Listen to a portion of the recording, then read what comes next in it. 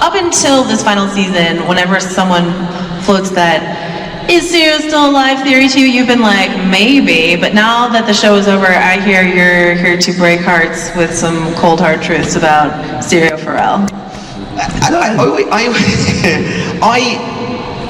You have to understand that George R.R. Martin wrote the episode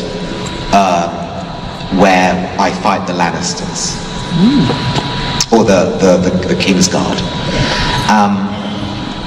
And I always said to him, why don't you write me a really excellent death? And he went, no, that's not the point. That's not what I wrote, and that's not what I'm going to put in the episode. I mean, the fact that it's ambiguous is so deliberate. And you have to also remember that there was always kind of rumors, you know, about what happened to Syrio, and I always say that it was a very interesting choice, and I don't know for a fact why that happened, apart from the connection with Braavos. But you have to always remember that in the book, Syrio never mentions once the religious cult of Braavos. He's a bodyguard. He's a straight up and down swordsman. Yeah. David and Dan were the ones who conflated the religious cult of the faceless men with Syrio, and I, to this day, am convinced they did it because they wanted to troll all the books, because they knew they would go, hang on a minute, that's too much of a coincidence, you know, that kind of almost fuels the idea that him and Jaqen have got some kind of connection. So I thought that was very interesting that in the scene that they chose to write that doesn't exist in the books, it's all about the god of death. So I think that was really fascinating. But you've heard rumor that Syrio is definitely dead. I know for a fact that when I met George and his wife, who is very, very lovely to me, almost like pitying me, said, I'll never forgive George for killing you off. And that's when she, you know, when he wrote the very first book. Because she was like, what? What have you done? What do you think it is about, you know, there is that connection that David and Dan made in the script with the religious cult, but I think there's also just something about Syrio that made fans really want him to come back.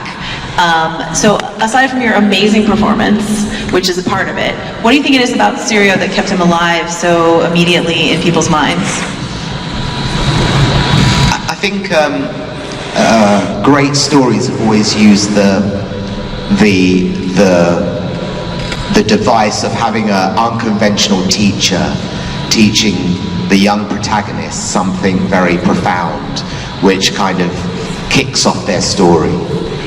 Happens in Star Wars with Obi-Wan Kenobi and Luke Skywalker, and even happens in Karate Kid with Mr. Miyagi.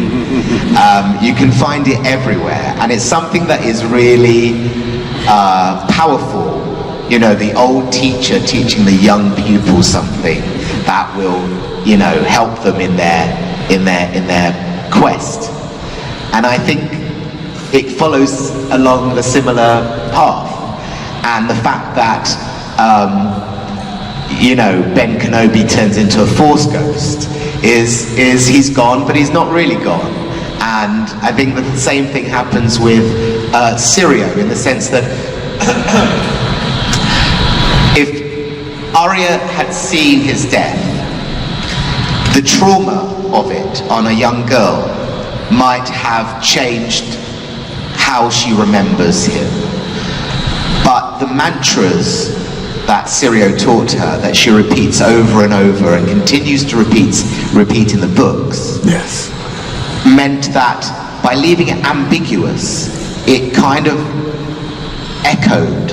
Yes. It's like she doesn't know what happened to him, although she can imagine, but not having the trauma of seeing him die meant that he is still alive in her head.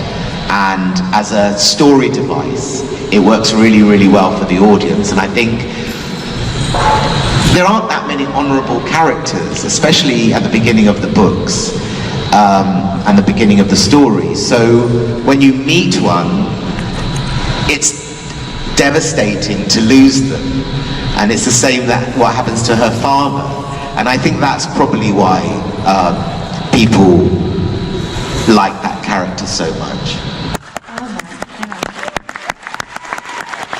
I've got a lot more to share with you from Con of Thrones, so hit subscribe. And in the meantime, please consider donating to Mind. It's a cause that Miltos supports. It's very close to his heart. So let's do this. Let's fight together. I'll catch you on the flip side.